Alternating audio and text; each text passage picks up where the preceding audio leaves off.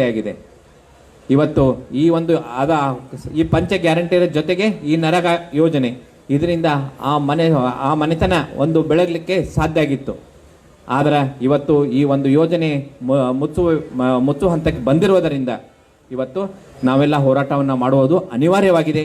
ಆ ನಿಟ್ಟಿನಲ್ಲಿ ಇವತ್ತು ನಾವೆಲ್ಲ ಎಲ್ಲಿವರೆಗೆ ನಮಗೆ ನ್ಯಾಯ ಸಿಗೋಲ್ಲ ಅಲ್ಲಿವರೆಗೆ ನಾವೆಲ್ಲ ಕೂಡಿಕೊಂಡು ಹೋರಾಟವನ್ನು ಮಾಡೋಣ ಅಂತ ಹೇಳಿ ಒಂದು ಸಂದರ್ಭದಲ್ಲಿ ಹೇಳಿ ನನ್ನ ಎರಡು ಮಾತನ್ನು ಮುಗಿಸ್ತೇನೆ. ನಮಸ್ಕಾರ.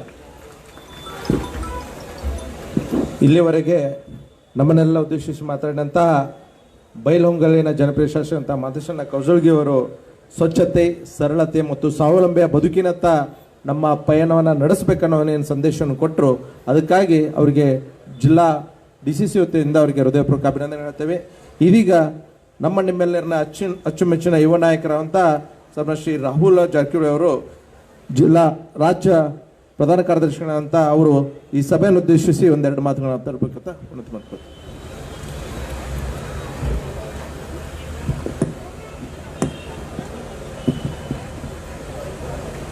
ಎಲ್ಲರಿಗೂ ನಮಸ್ಕಾರಗಳು. ಇವತ್ತು ನಡೆತಿರುವಂಥ ಮನ್ರೇಗಾ ಬಚಾವ್ ಆಂದೋಲನ್ ಈ ಒಂದು ಕಾರ್ಯಕ್ರಮದಲ್ಲಿ ವೇದಿಕೆ ಮೇಲೆ ಆಸೀನರಾಗಿರುವಂಥ ನಮ್ಮ AICC ಕಾರ್ಯದರ್ಶಿ ಆದಂಥ ಗೋಪಿನಾಥ್ ಪರಿಣಿಯಪ್ಪನವರೇ, ಅದೇ ರೀತಿ ಉಪಸ್ಥಿತಿರುವಂಥ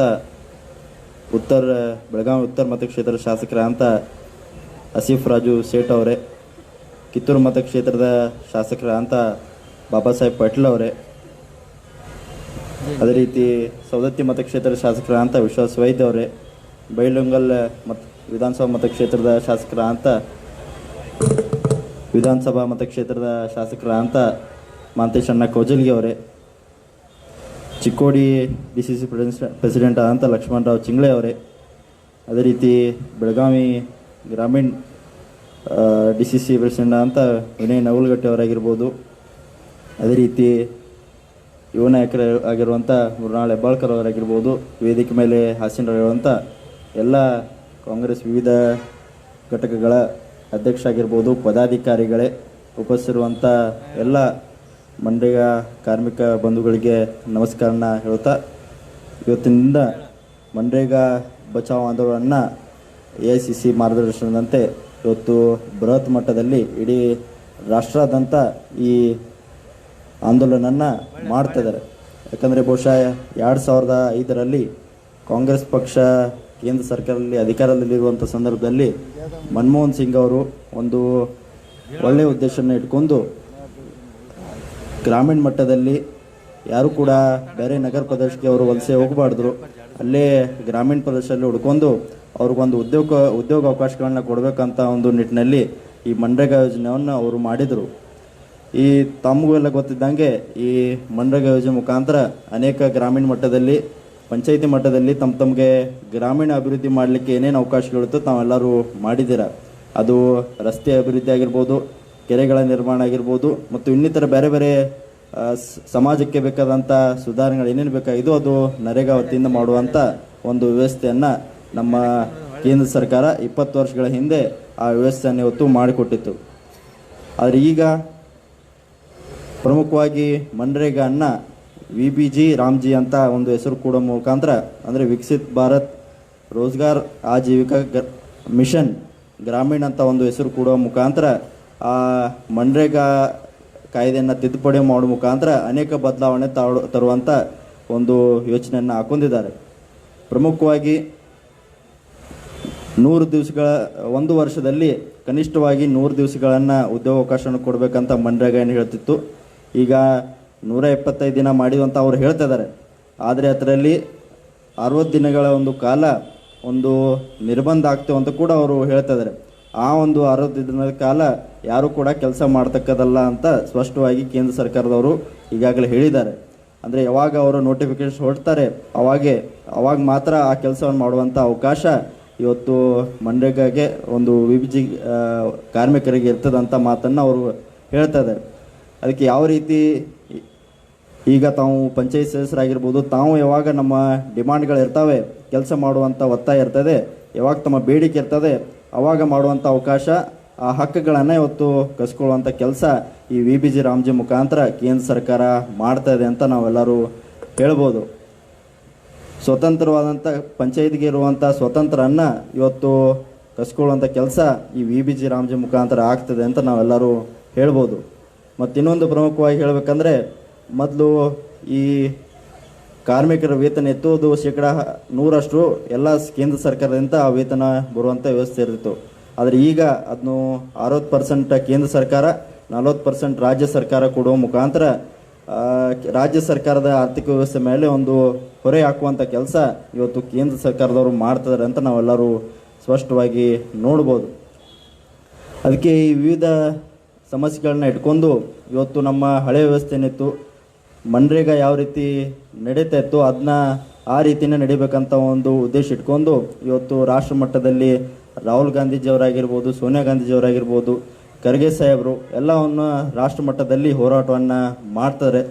ತಮಗೋಸ್ಕರ ಈ ಮನ್ರೇಗಾ ಕಾಯ್ದೆಯನ್ನು ನಾವು ಉಳಿಸ್ಕೊಂಡು ಹೋಗಬೇಕು.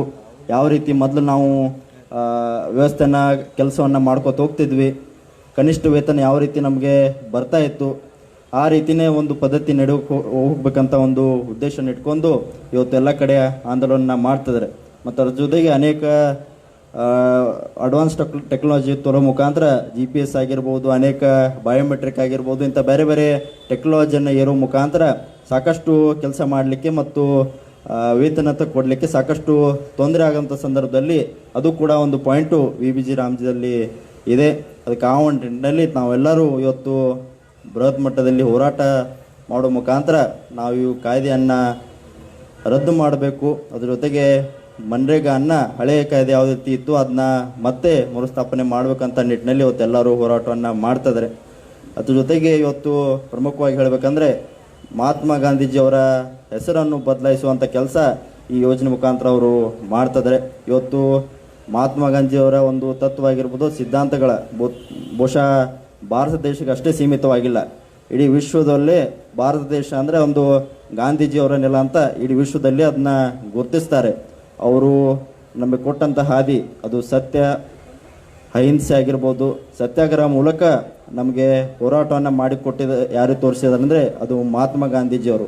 ಅಂಥ ಒಬ್ಬರು ರಾಷ್ಟ್ರಪಿತವನ್ನು ಅವರ ಹೆಸರನ್ನು ಬದಲಾವಣೆ ಮಾಡೋ ಮೂಲಕ ಇವತ್ತು ಒಂದು ಅವರಿಗೆ ಅಗೌರವ ತೋರುವಂಥ ಕೆಲಸ ಇವತ್ತು ಕೇಂದ್ರ BJP ಸರ್ಕಾರದವರು ಮಾಡಿದ್ದಾರೆ. ಅದಕ್ಕೆ ಅದನ್ನ ಕೂಡ ನಾವು ಎಲ್ಲರೂ ಖಂಡಿಸಲೇಬೇಕಂತ ಈ ಸಂದರ್ಭ ನಾವೆಲ್ಲ ಸೇರಿದ್ದೇವೆ. ಪ್ರಮುಖವಾಗಿ ಇವತ್ತು ಯಾವ್ಯಾವ ಕೆಲಸ ಕಾರ್ಯಗಳನ್ನು, ಯಾವ್ಯಾವ ಯೋಜನೆಗಳನ್ನು ಕಾಂಗ್ರೆಸ್ ಪಕ್ಷ ಅವಧಿಯಲ್ಲಿ ಏನೇನು ಮಾಡಿದರು ಅವನ್ನ ಹೆಸರು ಬದಲಾ ಮಾಡುವಂಥ ಕಾರ್ಯ ಇವತ್ತು BJP ಸರ್ಕಾರ ಮಾಡ್ತದೆ. ಅವರು ಕೊಟ್ಟಂಥ ಯಾವುದೇ ಭರವಸೆ ಆಗಿರ್ಬೋದು, ಯಾವುದೇ ಆಶ್ವಾಸಗಳನ್ನು ಕಳೆದ ಅವರ ಸರ್ಕಾರದ ಅವಧಿಯಲ್ಲಿ ಯಾವುದೂ ಕೂಡ ಅವರು ಮಾಡಿಲ್ಲ. ಅನೇಕ ಭರವಸೆಗಳನ್ನ ಇವತ್ತು ಮೋದಿಜಿಯವರು ಕೊಟ್ಟಂಥ ಸಂದರ್ಭದಲ್ಲಿ ಯಾರು ಕೂಡ ಇವತ್ತು ಪೂರ್ಣಗೊಳಿಸುವಂಥ ಕೆಲಸ ಅವರು ಮಾಡಿಲ್ಲ. ಅದೇ ಇಲ್ಲಿ ಕಾಂಗ್ರೆಸ್ ಸರ್ಕಾರ, ನಮ್ಮ ರಾಜ್ಯ ಸರ್ಕಾರ ಪಂಚ ಗ್ಯಾರಂಟಿ ಯೋಜನೆಗಳನ್ನು ಏನು ಕೊಡ್ತೇವಂತ ಮಾತನ್ನು ಹೇಳಿದರು. ಇವತ್ತು ಸರ್ಕಾರದ ಅವಧಿ 2.5 ವರ್ಷ ಅವಧಿ ಮುಗಿದಾದ ಮೇಲೆ ಸಂಪೂರ್ಣವಾಗಿ ಎಲ್ಲ ಗ್ಯಾರಂಟಿಗಳನ್ನು, ಎಲ್ಲ ಭರವಸೆಗಳನ್ನು ಈಡೇರಿಸುವಂಥ ಕೆಲಸ ಯಾರಾದರೂ ಮಾಡಿದರೆ ಅದು ಕಾಂಗ್ರೆಸ್ ಪಕ್ಷದ ಸರ್ಕಾರ ಅಂತ ಈ ಸಂದರ್ಭ ನಾವೆಲ್ಲರೂ ಹೇಳಬೇಕಾಗ್ತದೆ. ಇವತ್ತು ಗೃಹಲಕ್ಷ್ಮಿ ಆಗಿರ್ಬೋದು, ಗೃಹ ಜ್ಯೋತಿ ಆಗಿರ್ಬೋದು, ಯುವ ನಿಧಿ ಆಗಿರ್ಬೋದು, ಅನ್ನಭಾಗ್ಯ ಆಗಿರ್ಬೋದು, ಇವೆಲ್ಲ 5 ಗ್ಯಾರಂಟಿಗಳನ್ನು ಸಂಪೂರ್ಣವಾಗಿ ಮನೆ ಮನೆಗೆ ಮುಟ್ಟಿಸುವಂಥ ಕೆಲಸ ಇವತ್ತು ಕಾಂಗ್ರೆಸ್ ಪಕ್ಷದ ಸರ್ಕಾರ ಇವತ್ತು ಮಾಡಿದೆ. ಮುಂದಿನ 2.5 ವರ್ಷ ಅವಧಿಯಲ್ಲಿ ಕೂಡ ಈ ಎಲ್ಲ ಗ್ಯಾರಂಟಿಗಳನ್ನ ಮನೆ ಮನೆ ಮುಟ್ಟಿಸುವ ಮುಖಾಂತರ ತನ್ನ ಕೊಟ್ಟಂಥ ಮಾತನ್ನು ಉಳಿಸ್ಕೊಳ್ಳುವಂಥ ಕಾರ್ಯ ಇವತ್ತು ಕಾಂಗ್ರೆಸ್ ಪಕ್ಷ ಮಾಡಿದೆ. ಸನ್ಮಾನ್ಯ ಸಿದ್ದರಾಮಯ್ಯ ಸಾಹೇಬರು ಆಗಿರ್ಬೋದು, DK ಶಿವಕುಮಾರ್ ಆಗಿರ್ಬೋದು, ಸಚಿವ ಸಂಪುಟದ ಎಲ್ಲ ಸಚಿವರು ಉತ್ತಮ ಒಂದು ಆಡಳಿತ ಕೊಡುವ ಮುಖಾಂತರ ಸರ್ಕಾರಕ್ಕೆ ಒಳ್ಳೆ ಹೆಸರು ತರುವಂಥ ಕಾರ್ಯ ಅವರು ಮಾಡ್ತಿದ್ದಾರೆ. ಹಿಂದೆ ಇವತ್ತು ಈ ದೇಶದ ಇದೀಗ ಅನೇಕ ನಾಯಕರು ಮಾತಾಡಿದರು, ಈ ದೇಶ ಬುನಾದಿ ಹಾಕಬೇಕಂದ್ರೆ, ಅಭಿವೃದ್ಧಿ ಮಾಡಲಿಕ್ಕಂದ್ರೆ ಸ್ವತಂತ್ರ ಸಿಕ್ಕಾಗ ನಂತರ 50 ವರ್ಷದ ಕಾಲ ಕಾಂಗ್ರೆಸ್ ಪಕ್ಷ ಅನೇಕ ಬುನಾದಿಯನ್ನು ಇವತ್ತು ಹಾಕುವಂಥ ಕೆಲಸ ಮಾಡಿದೆ. ಹಿಂದೆ ನಮ್ಮ ಭಾರತ ದೇಶದಲ್ಲಿ ಒಂದು ಸೂಜಿ ತಯಾರು ಮಾಡುವಂಥ ಸಾಮರ್ಥ್ಯ ಕೂಡ ಇವತ್ತು ಇರಲಿಲ್ಲ. ಆದರೆ ಇವತ್ತು ಅನೇಕ ಅಂತಾರಾಷ್ಟ್ರೀಯ ಮಟ್ಟದಲ್ಲಿ ಅನೇಕ ಬೇರೆ ಬೇರೆ ಕ್ಷೇತ್ರಗಳಲ್ಲಿ ಇವತ್ತು ಯಶಸ್ಸನ್ನು ಸಾಧಿಸಿ ಅದಕ್ಕೆ ಬುನಾದಿ ಯಾರಾದರೂ ಹಾಕಿದರೆ ಅಂದರೆ ಕಾಂಗ್ರೆಸ್ ಪಕ್ಷ ಕೇಂದ್ರದಲ್ಲಿ ಇರುವಂಥ ಸಮಯದಲ್ಲಿ ಅವರು ಹಾಕಿದಂಥ ಯೋಜನೆಗಳು, ಅವರು ಮಾಡಿದಂಥ ಕಾರ್ಯಗಳ ಮುಖಾಂತರ ಇವತ್ತು ನಮ್ಮ ಭಾರತ ದೇಶ ಇಷ್ಟೊಂದು ಬೃಹತ್ ಮಟ್ಟದಲ್ಲಿ ವಿಕಸಿತ ಆಗಿದೆ ಅಂತ ನಾವೆಲ್ಲರೂ ಹೇಳ್ಬೋದು. ಇವತ್ತು ನಮ್ಮ ಭಾರತ ದೇಶದಲ್ಲಿ ಅನೇಕ ಸಂಸ್ಥೆಗಳಾಗಿರ್ಬೋದು, IITಗಳಾಗಿರ್ಬೋದು, ಅನೇಕ ಇಸ್ರೋ ಆಗಿರ್ಬೋದು, ಅದರ ಜೊತೆಗೆ ಏಮ್ಸ್ ಆಗಿರ್ಬೋದು, ಇಂಥ ಅನೇಕ ಸಂಸ್ಥೆಗಳನ್ನು ಸ್ಥಾಪಿಸುವ ಮುಖಾಂತರ ವಿಶ್ವಮಟ್ಟದಲ್ಲಿ ಒಂದು ಭಾರತಕ್ಕೆ ಒಂದು ಕೀರ್ತಿ ಹೆಚ್ಚಿಸುವಂಥ ಕೆಲಸ ಇವತ್ತು ಕಾಂಗ್ರೆಸ್ ಪಕ್ಷ ಆ ಬುನಾದಿಯನ್ನು ಹಾಕಿದೆ. ಆ ಬುನಾದಿಯನ್ನು ಅಳಗಡಿಸುವಂಥ ಕೆಲಸ ಇವತ್ತು ಕೇಂದ್ರ ಸರ್ಕಾರದವರು ಮಾಡ್ತಾಯಿದ್ದಾರೆ. ಅದಕ್ಕೆ ನಾವೆಲ್ಲ ಎಚ್ಚರಿಕೊಂಡು ಆ ಯೋಜನೆಗಳನ್ನ ವಿರೋಧಿಸುವಂಥ ಕೆಲಸ ನಾವೆಲ್ಲರೂ ಈ ಮಹಾತ್ಮ ಗಾಂಧಿಯವರ ಶೈಲಿಯಲ್ಲಿ ಶಾಂತಿಯುತವಾಗಿ ಸತ್ಯಾಗ್ರಹ ಮೂಲಕ ಒಂದು ಸತ್ಯ ಅಹಿಂಸೆ ಹಾದಿಯಲ್ಲಿ ನಾವೆಲ್ಲರೂ ನಡೆಯುವ ಮುಖಾಂತರ ಆ ಕಾರ್ಯವನ್ನು ಮಾಡೋಣ ಅಂತ ಈ ಸಂದರ್ಭದಲ್ಲಿ ಮತ್ತೊಮ್ಮೆ ಹೇಳುತ್ತಾ, ಈಗಾಗಲೇ ಇನ್ನೂ ಅನೇಕ ಶಾಸಕರು ಮಾತಾಡಿದ್ದಾರೆ. ಈ ಒಂದು ಕಾರ್ಯಕ್ರಮ ಯಶಸ್ವಿ ಮಾಡೋದಕ್ಕೆ ಎಲ್ಲ ಪದಾಧಿಕಾರಿಗಳು ಎಲ್ಲರಿಗೂ ಮತ್ತೊಮ್ಮೆ ನಾನು ಧನ್ಯವಾದ ಹೇಳುತ್ತಾ, ಎಲ್ಲರೂ ಒಳ್ಳೆಯದಾಗಂತ ಹೇಳ್ತಾ ನನ್ನ ಎರಡು ಮಾತನ್ನು ಮುಗಿಸುತ್ತೇನೆ. ಧನ್ಯವಾದಗಳು. ಇಲ್ಲಿವರೆಗೆ ನಮ್ಮನ್ನೆಲ್ಲ ಉದ್ದೇಶಿಸಿ ಮಾತನಾಡಿದಂಥ ಯುವ ನಾಯಕರಿರುವಂಥ ಮಾನ್ಯ ರಾಹುಲ್ ಜಾರಕಿಹೊಳಿ ಅವರಿಗೆ ಹಾಗೂ ಅವರು ನರೇಗಾ ವಿಷಯಗಳ ಕುರಿತು ಕಾನೂನು ತೊಡಕುಗಳನ್ನು ಮತ್ತು ಸತ್ಯ ಅಹಿಂಸೆ ಸ್ವಾವಲಂಬನ ಬದುಕುಗಳನ್ನು ಹೇಗೆ ಕಟ್ಟಿಕೊಳ್ಳಬೇಕು ಮತ್ತು ಸತ್ಯಾಗ್ರಹದ ಒಂದು ಗಾಂಧೀಜಿಯವರ ತತ್ವಗಳನ್ನ ಹೇಗೆ ರೂಢಿಸಿಕೊಳ್ಬೇಕಂತ ಹೇಳಿ ತಮ್ಮ ಮನದಾಳದ ಮಾತುಗಳನ್ನು ಬಿಚ್ಚಿಟ್ಟಿರೋದಕ್ಕೆ ಅವರಿಗೆ ಹೃದಯಪೂರ್ವಕ ಅಭಿನಂದನೆ ಹೇಳುತ್ತೇವೆ. ಅದೇ ರೀತಿಯಾಗಿ ನಮ್ಮ ಇನ್ನೊಬ್ಬ ಜನಪ್ರಿಯ ನಾಯಕರಂತ ಬೆಳಗಾವಿ ನಗರದ ನಾಯಕರಾಗಿರುವಂಥ ಸಭ್ಯಶ್ರೀ ರಾಜು ಸೇಠ್ ಸರ್ ಅವರು ಈ ಸಭೆಯನ್ನು ಉದ್ದೇಶಿಸಿ ಒಂದೆರಡು ಮಾತುಗಳು.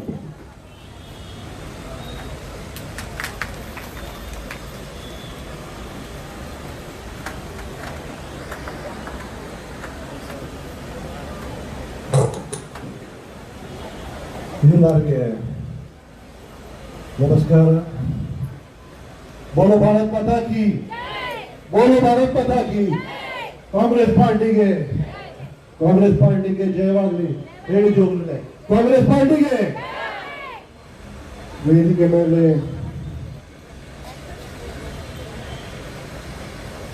ನಮ್ಮ ನಾಯಕರು Gopinath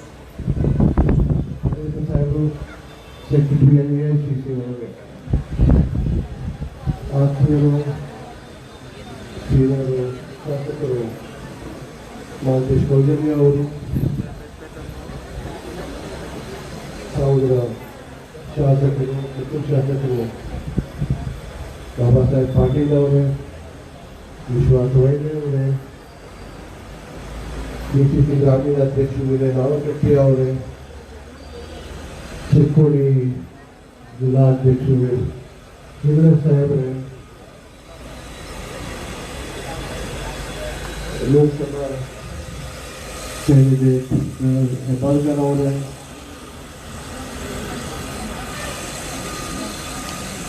Belgaum south MLA candidate ಮತ್ತು ಎಲ್ಲ ಸೀನಿಯರ್ಸು, ಎಲ್ಲ ಗಣ್ಯ ಮನೆಯವರು, ಅಕ್ಕ ತಂಗಿಯವರು,